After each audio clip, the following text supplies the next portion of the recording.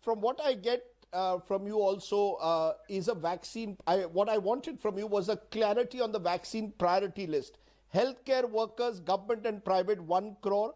Frontline workers, this is personnel from state and Yes, central police departments, armed forces, home guards, disaster management volunteers, 2 crores. yes. Prioritize age groups, 27 crores above the age of 50 and less than 50 years with comorbidities. Is that in some kind of sequence? Am I to understand that this will be sequential, or will you target this group as a whole over the next 6 months? So the first principle is that we have looked at how how much population is truly at risk that we would like to address in an aspirational way, not in a very restrictive way. If the vaccine is scarce, less doses are available, we can always come back to a narrower circle. But we want to be prepared for something which we think is visionary, which we think is in some ways possible, maybe with a little difficulty, which we think we would be able to match in terms of supplies with the domestic supplies coming up. So we have kept it more liberal, more optimistic.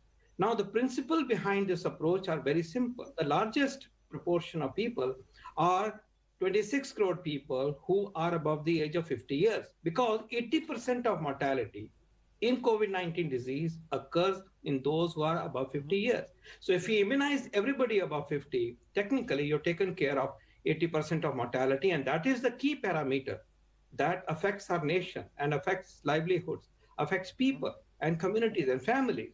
So that is the underlying principle. The second principle is our people below 50 years of age who have significant serious morbidity, such as, let's say, kidney failure or cancer, or a woman with intractable condition, let's say. So these principles are generally accepted principles, and they are based on epidemiology and science.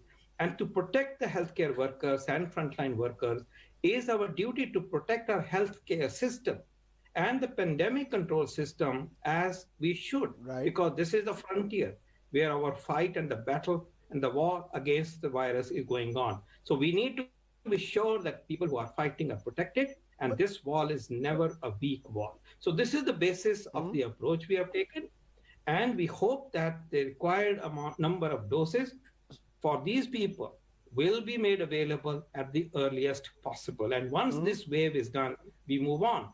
We are saying this need not happen in a sequence. We begin somewhere, and as the stockpile becomes increasingly available, this will start to move in wave after wave, and eventually all moving together. But the group has been defined as a core group for the time being in the first phase.